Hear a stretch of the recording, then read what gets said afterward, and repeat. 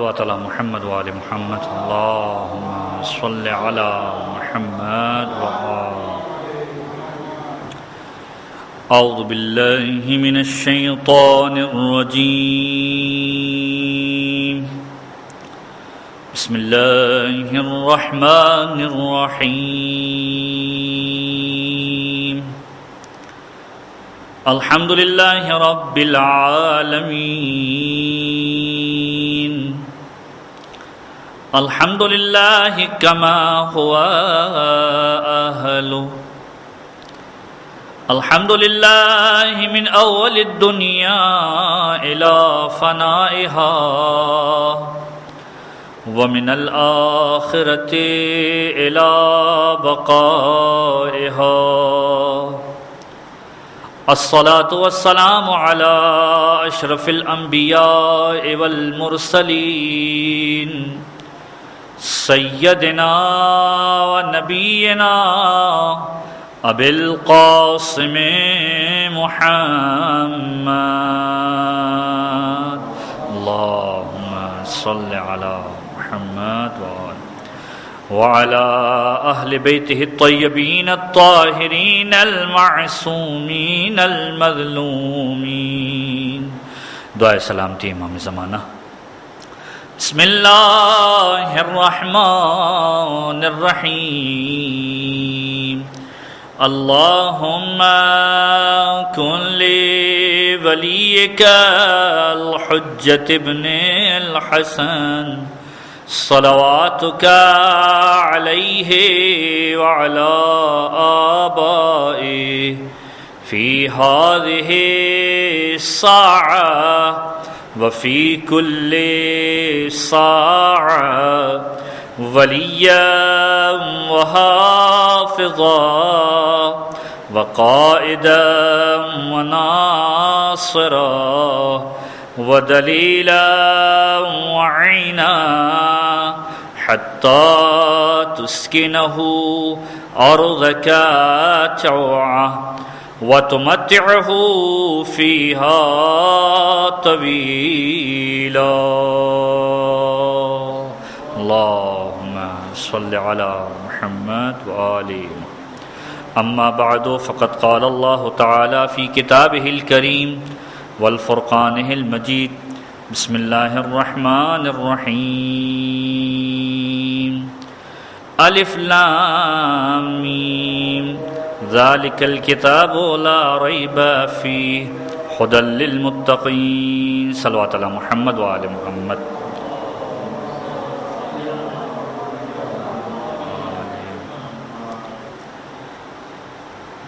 قرآن کریم کی مشہور و معروف آیات کے ذریعے سے درود پڑھیے محمد وآل محمد پر اللہم صلی علی محمد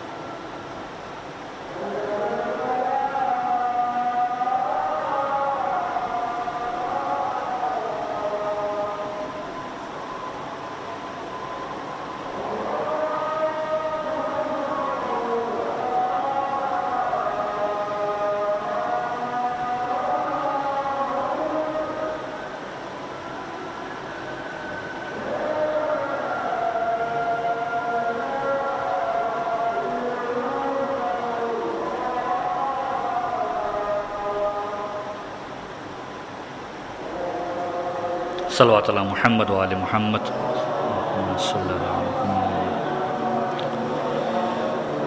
سامعین گرامی قدر، مختصر سی گفتگو کے لیے قرآن کریم کی جس آیت کو صنامہ کلام کے طور پر پیش کیا گیا، انتہائی مشہور و معروف آیت ہے اور قرآن کریم کی ابتدائی آیتوں کے اندر اس کا شمار ہوتا ہے۔ سورہ بقرہ ترتیب کے اعتبار سے قرآن مجید کا دوسرا سورہ ہے اور اس کی ابتدائی آیت کہ الف لام میم ذالک الکتاب لا ریب فیہ ھدی للمتقین، کہ یہ وہ کتاب ہے کہ جس کے اندر کسی شک و شبے کی کوئی گنجائش نہیں ہے، اور یہ کتاب ہدایت ہے متقین کے لیے، تقوی اختیار کرنے والوں کے لیے اور پرہیزگاروں کے لیے۔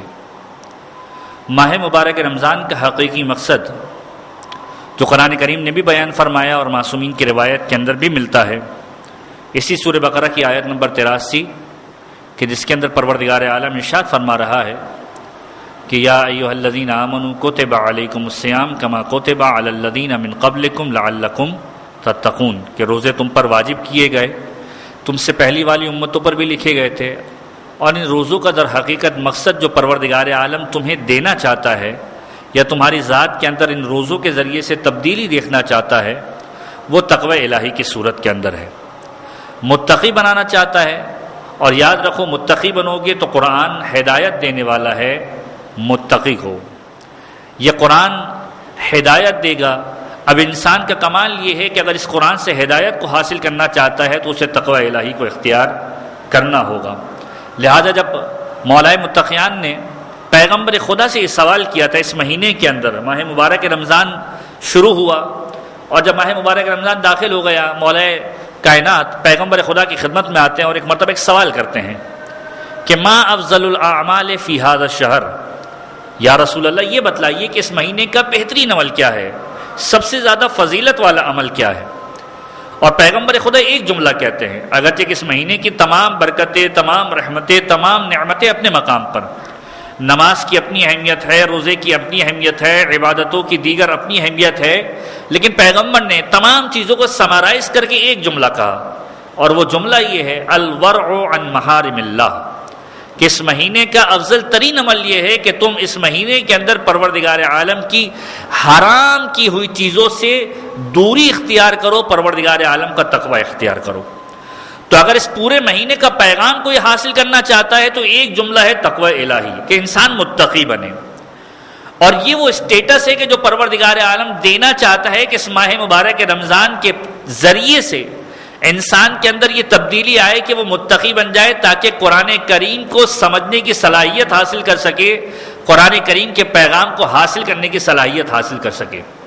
یہ قرآن کریم وہ قرآن ہے کہ جس کو معصوم نے فرمایا، چونکہ ہمارا موضوع قرآن اور اہل بیت کا پیغام، جو قرآن کا بھی پیغام ہے، اہل بیت کا بھی پیغام ہے، دو باتیں فقط و فقط قرآن کریم کے اعتبار سے مربوط کرتے ہوئے، اور پھر یہ جو چونکہ ایام امیر المومنین کے ایام ہیں، اہل بیت کے تذکرے کے عنوان سے امیر المومنین کا تذکرہ آپ کے سامنے کروں کہ معصوم کا جملہ ہے کہ یہ قرآن تمہارے لیے کیا ہے، علیکم بالقرآن شفا، کہ تمہارے لیے پروردگار عالم نے اس قرآن کے ذریعے سے شفا کو رکھا ہوا ہے، یہ قرآن تمہارے لیے شفا کا باعث ہے۔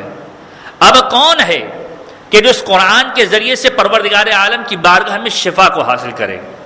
شفا فقط ظاہری بیماری سے شفا حاصل کرنا نہیں ہے، روحانی بیماریوں سے شفا قرآن کے ذریعے سے ملے گی، جسمانی بیماریوں کی شفا قرآن کے ذریعے سے ملے گی، لیکن اس قرآن کے ذریعے سے شفا کو حاصل کرنے والا بھی تو ہونا چاہیے۔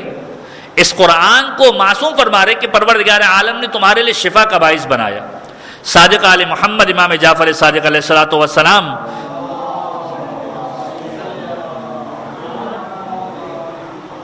یہ جملہ ارشاد فرماتے ہوئے نظر آتے ہیں کہ قرآن کو پڑھنے والے مختلف قسم کے گروہ ہیں۔ ایک گروہ وہ ہے کہ جو قرآن کے ذریعے سے دنیا کو کمانا چاہتا ہے۔ معصوم فرماتے ہیں کہ جو شخص یہ چاہتا ہے کہ قرآن کے ذریعے سے دنیا کو کما لے، پروردگار عالم اسے خالی ہاتھ نہیں رکھتا، اسے دنیا دے دیا کرتا ہے، لیکن اس شخص کو قرآن کے ذریعے سے آخرت میں کوئی حساب و کتاب نہیں ملنے والا۔ دوسرا گروہ وہ ہے کہ جو قرآن کے ذریعے سے چاہتا ہے کہ اپنی آخرت کو آباد کرے۔ معصوم فرماتے ہیں یہ بہترین گروہ ہے، کہ جو قرآن کے ذریعے سے اپنی آخرت کو آباد کرنا چاہتا ہے، اور تیسرا گروہ معصوم فرماتے ہیں کہ یہ وہ گروہ ہے کہ جو چاہتا ہے کہ اس قرآن کے ذریعے سے اپنے قلب کی بیماریوں کو دور فرمائے، اپنے قلب کے لیے شفا کا باعث بنائے اس قرآن کو۔ معصوم فرماتے سب سے بہترین گروہ یہ آخری دو گروہ ہیں کہ جو چاہتا ہے کہ قرآن کے ذریعے سے آخرت کو آباد کرے، اور تیسرا گروہ کہ جو قرآن کے ذریعے سے اپنے قلب کو شفا دینا چاہتا ہے۔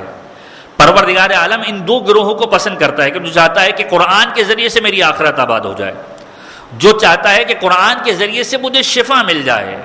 اب شفا کس طرح ملے گی؟ خود چھٹے امام کا عجیب جملہ ملتا ہے، اور یہ چیزیں چونکہ ہماری زندگی کے اندر رائج ہیں، لہذا ان کو معلوم ہونا چاہیے ہمیں کہ ہم جو روزانہ کی بنیاد پر پروردگار عالم سے رابطہ پیدا کر رہے ہیں، یہ رابطہ کس صورت کے اندر پیدا ہو رہا ہے، اس رابطے کی گویا اہمیت کیا ہے، حقیقت کیا ہے۔ ہم نماز پڑھتے ہیں، خود معصوم کا جملہ ہے لا صلاۃ الا بفاتحۃ الکتاب، کہ کوئی بھی نماز سورہ فاتحہ، سورہ مبارکہ الحمد کے بغیر مکمل نہیں ہوتی۔ ایک نماز میت ہے کہ جس کے اندر سورہ فاتحہ نہیں ہے، لیکن اس کے علاوہ کوئی بھی نماز انسان انجام دے گا، چاہے واجب ہو چاہے مستحب ہو، الحمد کے بغیر کوئی بھی نماز کا تصور نہیں ہے۔ معصوم فرماتے ہیں جو شفا کی بات قرآن سے ہم کر رہے ہیں، معصوم فرماتے ہیں کہ اگر کوئی شخص 70 مرتبہ سورہ الحمد کی تلاوت کرنے کے بعد خدا سے کسی بیماری کی شفا کا تقاضا کرے، اگر موت جیسی بیماری بھی ہوگی بعید نہیں، پروردگار الحمد کے صدقے میں موت سے بھی شفا دے دیا کرتا ہے۔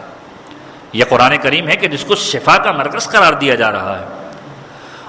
اور جو دوسری صورت ہماری زندگی کے اندر رائج ہے کہ جس کا خاص تذکرہ آج کی شب کے عنوان سے بھی ملتا ہے، چونکہ آج 19ویں شب قدر، 19ویں رمضان المبارک کی شب بھی ہے، اور شب قدر کی نمازوں کے اندر ایک خاص طریقہ کار آپ دیکھیں گے، الحمد کے بعد سورہ اخلاص کی خاص تاکید ہے، اور کچھ مقامات ایسے ہیں کہ جہاں پر بعض اوقات 50 سورہ قل ہو اللہ، اس طرح کی روایتیں بھی ملتی ہیں۔ سورہ اخلاص جو ہماری زندگی کے اندر ہے، اگرچہ کہ سورہ اخلاص کے بہت سارے پہلو، فضائل اہل بیت کے پہلو بھی موجود ہیں، لیکن ایک پہلو جو سورہ اخلاص کا پہلو ہے کہ جس کے اعتبار سے خود معصوم کی روایت بھی ملتی ہے کہ شب قدر کے اعتبار سے جب حضرت موسیٰ نے پروردگار عالم سے سوال کیا، پروردگار میں چاہتا ہوں کہ تیرے قریب آ جاؤں، پروردگار مجھے اپنا قرب عطا کر دے، میں چاہتا ہوں کہ تیرے سب سے زیادہ قریب ہو جاؤں۔ پروردگار نے کہا کہ تم راتوں میں، ماہ مبارک رمضان کی راتوں کے اندر 2 رکعت نماز کو انجام دو کہ جس کے اندر الحمد اور اخلاص ہو۔ یہ اخلاص، سورہ اخلاص، مبارکہ اخلاص، سورہ توحید، یہ پیغام توحید یا اس سورہ کو پروردگار عالم نے گویا تمام شریعت کے اندر عطا کیا ہے۔ موسیٰ کو پیغام دیا کہ اگر میرے قریب آنا چاہتے ہو اس کے ذریعے سے قریب آؤ۔ پھر حضرت موسیٰ نے سوال کیا، پروردگار میں چاہتا ہوں کہ تیری جنت کو حاصل کروں۔ کہا موسیٰ تیری امت کے اندر بسنے والے غریبوں اور مستحقوں کو فراموش نہ کرنا، اگر میری جنت میں آنا چاہتے ہو میں نے اپنی جنت کو چھپا کر رکھا ہوا ہے ان غریبوں کے اندر، ان مستحقوں کے اندر جو تمہارے معاشرے کے اندر موجود ہیں۔ پروردگار میں چاہتا ہوں کہ جنت کی نعمتیں مجھے حاصل ہو جائیں۔ اب پروردگار مخاطب ہو کر کہہ رہے ہیں موسیٰ اگر چاہتے ہو کہ جنت کی نعمتوں کو حاصل کر لو تو میری تسبیح ہی کرو۔ لہذا ماہ مبارک رمضان کی ان راتوں کے اندر دعائے جوشن کبیر کی خاص تاکید ہے کہ پروردگار عالم کے اسماء گرامی کے ذریعے سے پروردگار عالم کی تسبیح کی جائے۔ تو بات ہو رہی سورہ توحید کی۔ اس سورہ توحید کو خاص اہمیت عطا کی ہے کہ معصوم کے عجیب جملے ملتے ہیں۔ پیغمبر کے ایک صحابی ہیں حضرت سعد ابن معاذ، قرآن کریم کو بہت پڑھا کرتے تھے۔ یہ وہی سعد ابن معاذ ہیں کہ جن کے بارے میں روایت کے عجیب جملے ملتے ہیں کہ جب حضرت سعد ابن معاذ اس دنیا سے رخصت ہوئے، روایتوں کے جملے ہیں پیغمبر کچھ ہستیوں کے لیے پیغمبر نے اس کام کو انجام دیا ہے کہ ان کو قبر میں بھی اتارا ہے، ان کی قبر کو بھی گویا تیار کیا ہے۔ حضرت فاطمہ بنت اسد کے اعتبار سے جملہ ملتا ہے کہ پیغمبر خدا نے ان کی قبر کو تیار کیا تھا، ان کو دفنانے سے پہلے قبر کے اندر لیٹے تھے، ان کے حق میں دعائے مغفرت فرمائی تھی۔ اور اسی طریقے سے حضرت سعد کے بارے میں ملتا ہے کہ پیغمبر خدا نے خود حضرت سعد کو قبر مطہر کے اندر اتارا تھا، اور اس قبر میں اتارنے سے پہلے خود پیغمبر نے نماز جنازہ کو قائم کیا تھا کہ جب نماز جنازہ کو قائم کیا ایک مرتبہ سعد کی ماں نے ایک جملہ کہا کہ میرا بیٹا کتنا خوش نصیب ہے کہ پیغمبر خدا نے اس کی نماز جنازہ پڑھائی. میرے بیٹے کے تو گویا سارے کے سارے گناہ بخش دیے گئے، سارے کے سارے گناہ دھل گئے. اور جب پیغمبر نے جملہ سنا کہ سعد کی ماں یہ جملہ کہتے ہوئے نظر آ رہی کہ میرے بیٹے کے سارے گناہ بخش دیے گئے، پیغمبر نے میرے بیٹے کی نماز جنازہ کو پڑھایا ہے. ایک مرتبہ پیغمبر خدا نے کہا آپ کو کیسے معلوم ہوا کہ سعد کے سارے گناہ معاف ہو گئے اور سعد گویا جنت کے اندر چلے گئے اور ساری نعمتیں مل گئیں؟ ایک مرتبہ کا پیغمبر خدا جس کی نماز جنازہ آپ پڑھائیں، کیا اس کا یہ رتبہ نہیں ہوگا کہ وہ جنت کی نعمتوں کو حاصل کرے گا؟ کیا اس کا یہ رتبہ نہیں ہوگا کہ اس کے گناہ معاف ہو جائیں گے؟ پیغمبر خدا نے جملہ کہا تمہیں نہیں معلوم اے سعد کی والدہ، سعد اس وقت فشار قبر کے اندر گویا محسوس کر رہا ہے فشار قبر کو. کہ پیغمبر خدا نماز آپ نے پڑھائی ہے، اس کے باوجود سعد کے اوپر فشار قبر ہو رہا ہے. یہ پیغام اہل بیت ہے. پیغمبر فرماتے ہیں کہ سعد کا چونکہ اخلاق اپنے گھر والوں کے ساتھ، اہل و عیال کے ساتھ اچھا نہیں تھا، پروردگار عالم نے اس بات کے باوجود کہ میں نے اس کی نماز جنازہ کو پڑھایا ہے اسے فشار قبر میں مبتلا کیا ہے. لیکن یہ سعد کس طریقے سے مستحق بنے کہ پیغمبر نماز جنازہ کو پڑھائے؟ بلکہ پیغمبر کا عجیب جملہ ملتا ہے سعد کی نماز جنازہ کے بارے میں. پیغمبر نے یہ فرمایا کہ جب سعد کی نماز جنازہ قائم ہو گئی، کسی نے سوال کیا پیغمبر خدا ایسا لگتا تھا کہ سعد کی نماز جنازہ کے اندر بہت سارے لوگ شریک ہیں. پیغمبر نے کہا سعد کی نماز جنازہ کے اندر 70,000 ملائکہ شریک ہوئے تھے. 70,000 ملائکہ شریک ہوئے تھے. کسی صحابی نے بڑھ کر پیغمبر سے سوال کیا یا رسول اللہ یہ بتلائیے کہ سعد کون سا ایسا کام انجام دیتا تھا کہ جس کی بنیاد پر، جس کی وجہ پر پروردگار عالم نے اسے یہ شرف بخش دیا کہ آپ نے اس کی نماز جنازہ کو انجام دیا. 70,000 ملائکہ تشریح جنازہ کے لیے آئے. وہ کون سا عمل تھا کہ جس کے باعث سعد اس قابل ہو گیا کہ نماز جنازہ میں ملائکہ شریک ہوئے؟ پیغمبر خدا نے کہا سعد کی ایک خصوصیت تھی، اور وہ خصوصیت یہ تھی کہ سعد دن میں کئی مرتبہ بلکہ ہر حالت کے اندر سورہ اخلاص کی تلاوت کیا کرتا تھا. یہ قرآن معصوم فرما رہے ہیں. امام حسن عسکری کا جملہ ہے علیکم بالقرآن شفاء، پروردگار عالم نے اس قرآن میں تمہارے لیے شفا کو چھپا کے رکھا ہوا ہے. اس قرآن کے ذریعے سے تم ملائکہ کا نزول کرا سکتے ہو جب تمہاری جنازہ ہو رہی ہے. اگر سعد کے لیے ملائکہ آ سکتے ہیں، پیغمبر خدا کے چاہنے اور ماننے والوں کے لیے ملائکہ کیوں نہیں آ سکتے؟ اگرچہ کہ زمانے کا امام غیبت کے اندر ہے، اگرچہ کہ پیغمبر خدا موجود نہیں ہے، لیکن یہ پروردگار عالم کے عدل کے خلاف ہے کہ اگر ایک پیغمبر کا چاہنے والا اپنی زندگی کے اندر سورہ اخلاص کا وتیرہ بنا لیتا ہے، اس کے لیے ملائکہ کو نازل کر سکتا ہے، تو علی اور اولاد علی کے چاہنے والوں کے لیے کیوں نہیں نازل کر سکتا؟ ایک مرتبہ درود پڑھ دیجیے محمد و آل محمد.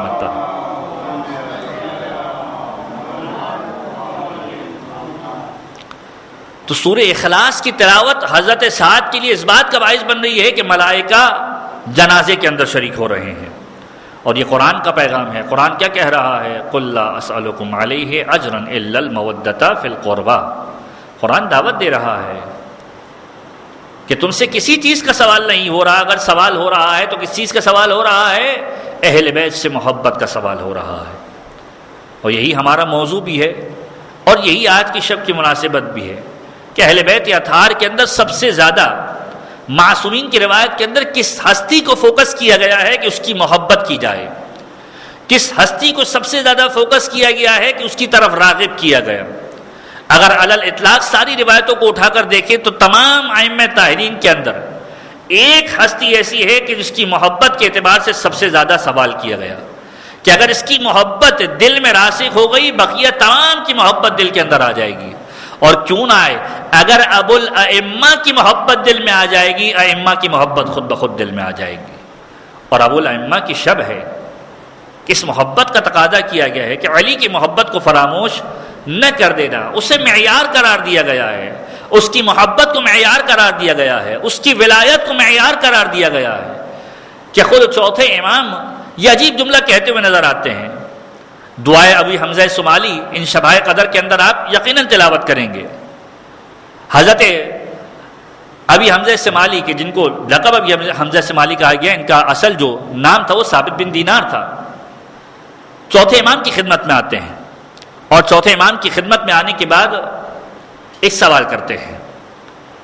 آپ ذرا غور کیجئے، قرآن اور اہل بیت یہ دونوں چیزیں وہ غیراں قدر چیزیں ہیں کہ جسے پیغمبر نے چھوڑا ہے، کہ جس کے ذریعے سے نجات ملنے والی ہے. جس طریقے سے ایک عام زندگی کے اندر ایک کتاب کہ جس کو پڑھانے والا اگر موجود نہ ہو، کتاب بہترین ہی کیوں نہ ہو، اگر پڑھانے والا نہ ہو کتاب فائدہ نہیں دے گی.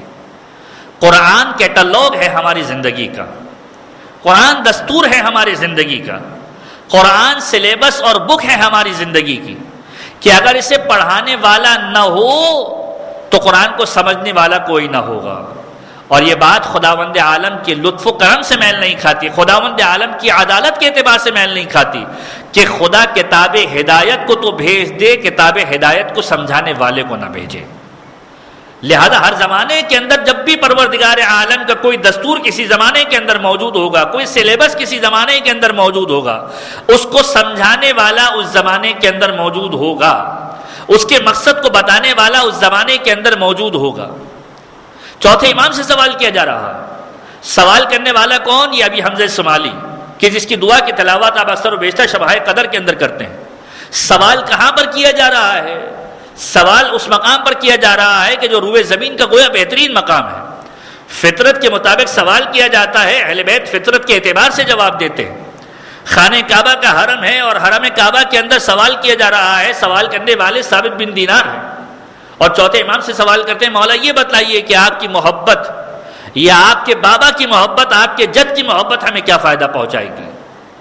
امیر المومنین کی شب ہے، لہذا چاہتا ہوں کہ اس فضیلت کے نقطے کو ہم فراموش نہ کریں کہ جس ہستی کی آج شب ہے اس کا حقیقتاً حق ادا ہو سکے، کہ یہ وہ ہستی ہے کہ جس کے بغیر پروردگار عالم گویا قرآن کریم میں جملہ کہہ رہا ہے، اے رسول اس پیغام کو پہنچا دو، اگر اس پیغام کو نہ پہنچایا تو کار رسالت کو گویا انجام نہیں دیا. یا ایھا الرسول بلغ ما انزل الیک من ربک، سورہ مائدہ کی آیتیں ہیں کہ وہ پہنچا دیجئے پیغام جو پروردگار عالم آپ کے ذریعے سے پہنچوانا چاہتا ہے. چوتھے امام سے سوال ہو رہا ہے کہ آپ کے جد کی محبت ہمیں کیا فائدہ پہنچانے والی ہے. چوتھے امام نے ایک مطلب کاؤنٹر کوشچن کیا، یہ بتاؤ کہ روئے زمین کا بہترین مقام کون سا ہے. حقیقی چاہنے اور ماننے والا کبھی بھی اپنے رائے کو قائم نہیں کرتا. ہمارے معاشرے کے اندر، ہمارے زمانے کے اندر معصومین کی روایت کے اوپر تحقیق اور تجزیہ اور تحلیل اور باقاعدہ طور پر ساری چیزیں لکھ دی جاتی ہیں بغیر یہ سوچے سمجھے کہ معصوم کا مطلب کیا ہے، چاہے علم رکھتا ہو چاہے علم نہ رکھتا ہو. حقیقی چاہنے اور ماننے والے کا طریقہ کار کیا ہوتا ہے کہ معصوم سے پوچھیں معصوم اس کا مطلب کیا ہے.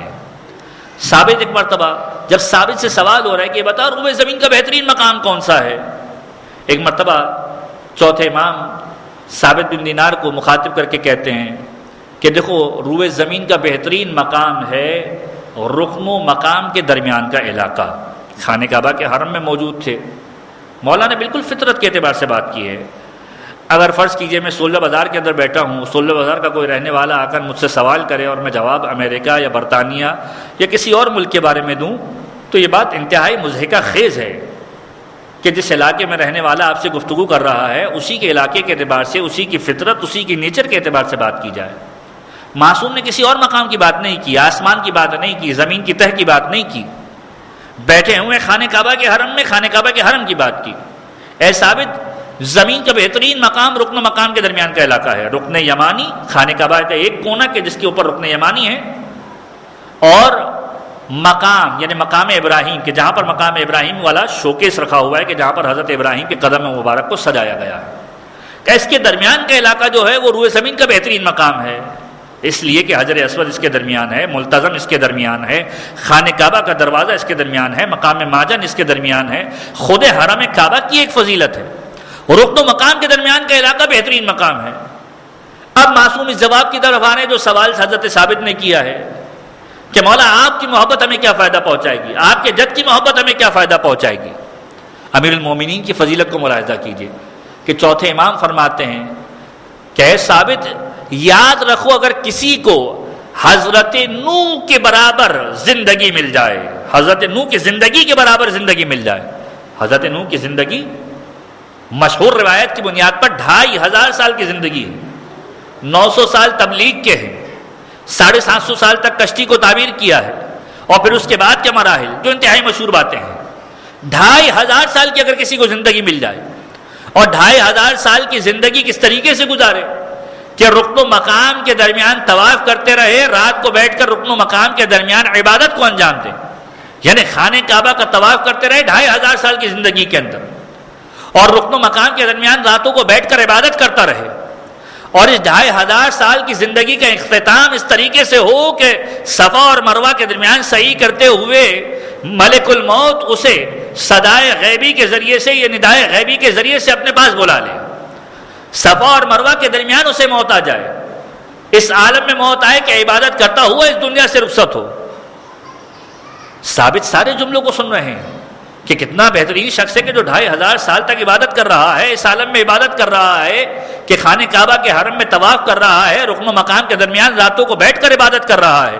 لیکن اب چوتھے امام نے عجیب جملہ کہا کہ اگر کسی کو اس طرح کی زندگی مل جائے اور اس 2500 سال کی زندگی کو اس طریقے سے گزارے، لیکن اگر محبت علی ابن ابی طالب دل کے اندر موجود نہ ہو، پروردگار عالم اس 2500 سال کی عبادت کو رد کر دے گا، چونکہ محبت اہل بیت اس کے دل کے اندر موجود نہ تھی۔ ایک مرتبہ درود پڑھ دیجئے محمد و آل محمد پر۔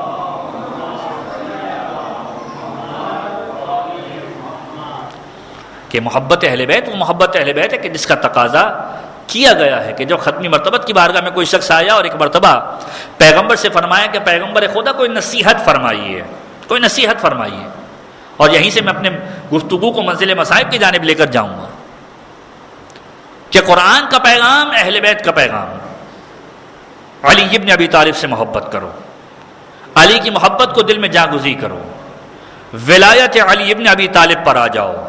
یہ ولایت علی ابن ابی طالب ولایت امیر المؤمنین فائدہ پہنچانے والی ہے، روز قیامت فائدہ پہنچانے والی۔ پیغمبر خدا کی بارگاہ میں کوئی شخص آیا کہ پیغمبر خدا مجھے کوئی نصیحت فرما دیجیے۔ پیغمبر خدا نے ایک جملہ کہا کہ دوستی کرو خدا کی خاطر کرو، اور دشمنی کرو خدا کی خاطر کرو۔ کتنا بہترین پیغام ہے کہ جو ہر زمانے کے لیے پیغام ہے۔ معصومین کے فرامین پیغمبر کے جملے ہر زمانے کے لیے ہیں۔ ایسا نہیں ہے کہ پیغمبر کا زمانہ گزر گیا تو اب اس سے ہم کوئی فائدہ حاصل کرنے والے نہیں ہیں۔ پیغمبر دوستی کرو خدا کی خاطر کرو، دشمنی کرو خدا کی خاطر کرو۔ سوال کرنے والے نے سوال کیا پیغمبر خدا یہ مجھے کیسے پتا چلے کہ میری دوستی خدا کی خاطر ہے، میری دشمنی خدا کی خاطر ہے؟ کوئی معیار مقرر کیا ہے؟ روایتیں کہتی ہیں کہ جب پیغمبر سے یہ شخص سوال کر رہا تھا، امیر المومنین محفل کے اندر داخل ہوئے، اور جب امیر المومنین محفل کے اندر داخل ہوئے پیغمبر خدا نے کہا پروردگار عالم نے اگر اپنا کوئی معیار مقرر کیا ہے تو علی ابن ابی طالب کا مقرر کیا ہے، علی ابن ابی طالب کا مقرر کیا ہے۔ دیکھ لو کہ جس سے دوستی کر رہے ہو، اگر علی بھی اس سے دوستی کرنا پسند کرتا ہے، تمہاری دوستی گویا خدا کے لیے دوستی ہے، خدا کی خاطر دوستی کر رہے ہو، کیونکہ معیار پروردگار نے علی ابن ابی طالب کو بنایا۔ اگر دشمنی کر رہے ہو تو دیکھو کہ کہیں ایسا تو نہیں کہ وہ علی کا دوست ہو۔ یاد رکھو اپنا دوست ہی کیوں نہ ہو، اگر علی کا دشمن ہو اسے چھوڑ دینا۔ اگر تمہارا دوست ہے علی کا دشمن ہے اسے چھوڑ دینا، اور اگر تمہارا دشمن ہے لیکن علی کا دوست ہے اس سے دوستی اختیار کر لینا، کیونکہ دوستی اور دشمنی کا معیار پروردگار نے علی ابن ابی طالب کو بنایا ہے کہ جو علی سے محبت رکھے اس سے محبت رکھو، جو علی سے بغض رکھے اس سے بغض رکھو، علی کے دوست سے دوستی کرو، علی کے دشمن سے دشمنی رکھو۔ لہذا کیسے ممکن ہے کہ تاریخ اسلام میں کسی کا نام اس اعتبار سے لکھا جائے کہ علی کا دوست ہے اور امت اسلام ہم سے یہ ایکسپیکٹ کرے کہ ہم اس سے دشمنی کریں گے؟ کیسے ممکن ہے کہ تاریخ اسلام میں کسی کا نام اس طریقے سے لکھا جائے کہ وہ علی اولاد علی کا دشمن ہے اور ہم اس سے دوستی رکھیں؟ کیونکہ معیار پروردگار عالم نے دیا ہے، اگر علی کا دوست ہے تو تمہارا دوست ہونا چاہیے، اگر علی کا دشمن ہے تو تمہارا دشمن ہونا چاہیے۔ لہذا محبت علی ابن ابی طالب کا تقاضا یہ ہے کہ جو علی کی ذات سے ہمیں مل رہا ہے، علی کی دوست سے دوستی رکھو، علی کے دشمن سے دشمنی رکھو۔ یہ ممکن نہیں کہ ابن ملجم کا تذکرہ آئے اور ہم یہ کہیں کہ ابن ملجم ہمارا دوست ہے، یقیناً ہمارا دشمن ہے چونکہ علی کا دشمن ہے۔ یہ وہ شب ہے کہ جو شب یقینی طور پر اہل بیت کے گھرانے کے لیے بڑی مشکل شب ہے۔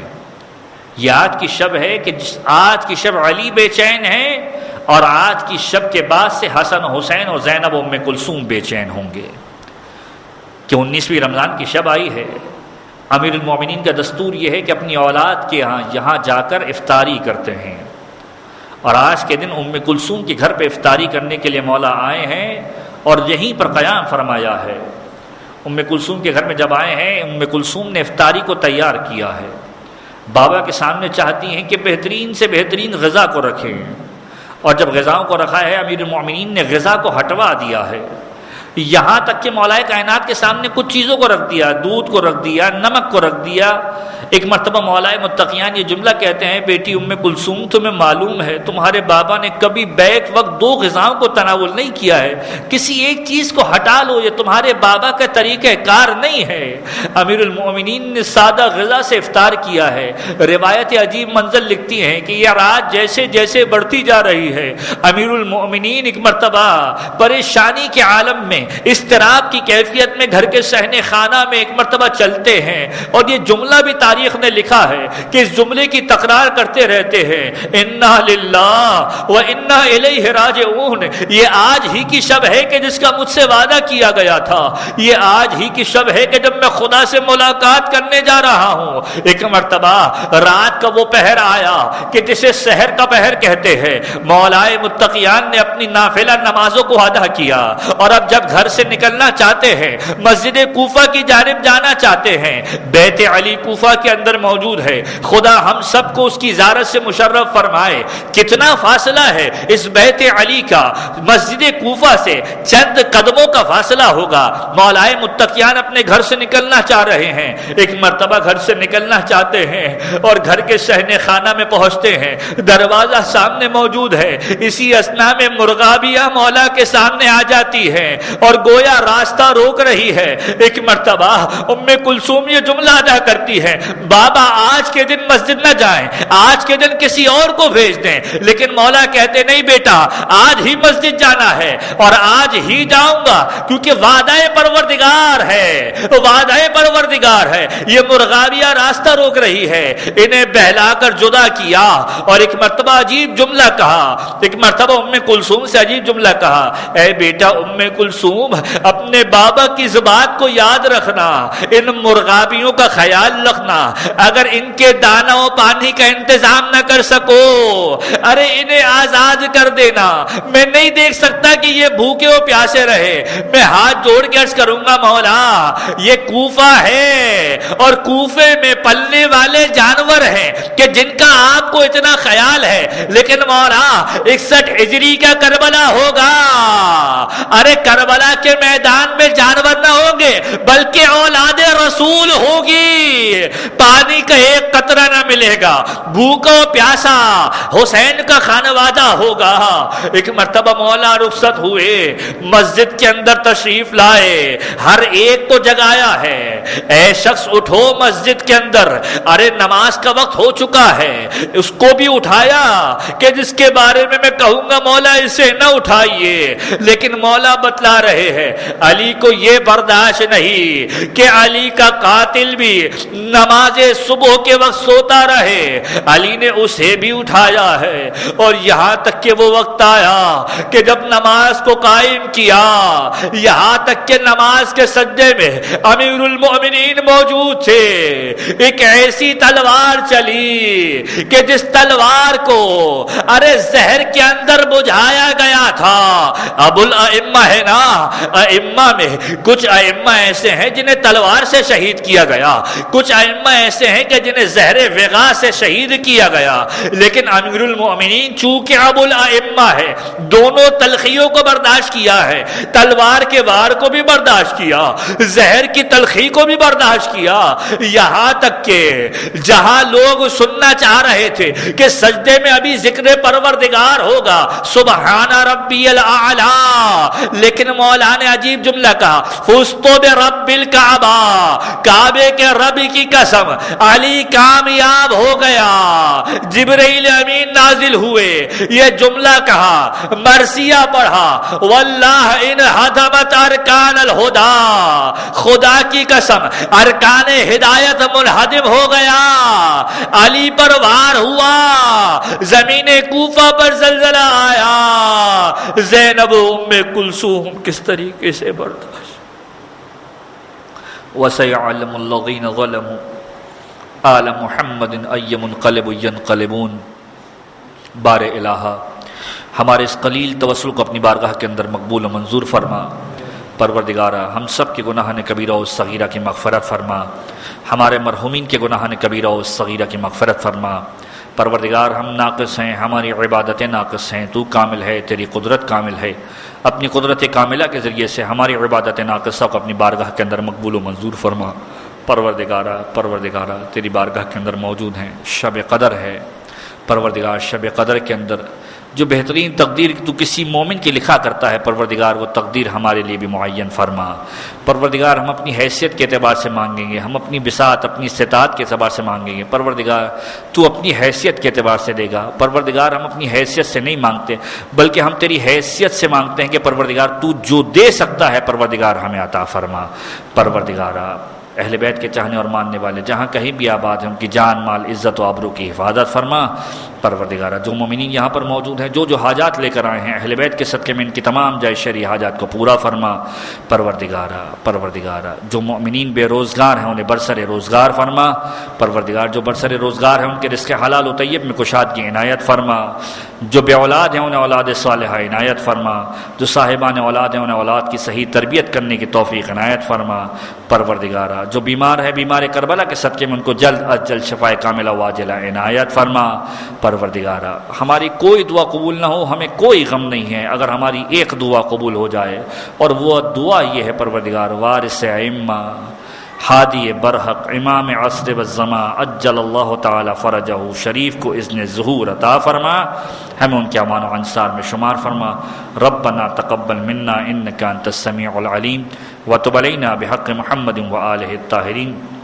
ایک مرتبہ سورہ الحمد اور 3 مرتبہ سورہ اخلاص ان مرحومین کے لیے پڑھ کر انہیں سال کریں گے۔ مرحوم حسن علی نور محمد، مرحوم رمضان علی حسن علی، مرحوم رجب علی حسن علی، مرحوم عبد الکریم حسن علی، مرحوم اکبر علی حسن علی، مرحوم حسین علی، رمضان علی، حاضرین محفل کے تمام مرحومین، بانیان محفل کے تمام مرحومین، علی الخصوص تمام شہدائے ملت جعفریہ، تمام مرحوم مراجعین کرام، اور وہ تمام مومنین کے جو گزشتہ سالوں کے اندر ہمارے درمیان موجود تھے، شبۂ قدر کے اندر شریک ہوتے تھے لیکن اس سال موجود نہیں ہیں، ان مومنین کو یاد کرتے ہوئے اور ان تمام مومنین کو یاد کرتے ہوئے کہ جن پر آج فاتحہ پڑھنے والا کوئی موجود نہیں ہے۔ بسم اللہ الرحمن الرحیم، الحمد للہ رب العالمین الرحمن الرحیم مالک یوم الدین، ایاک نعبد و ایاک نستعین، اہدنا الصراط المستقیم، صراط الذین انعمت علیہم غیر المغضوب علیہم ولا الضالین۔ بسم اللہ الرحمن الرحیم، قل هو اللہ احد اللہ الصمد لم یلد ولم یولد ولم یکن له کفوا احد۔ بسم اللہ الرحمن الرحیم، قل هو اللہ احد اللہ الصمد لم یلد ولم یولد ولم یکن له کفوا احد۔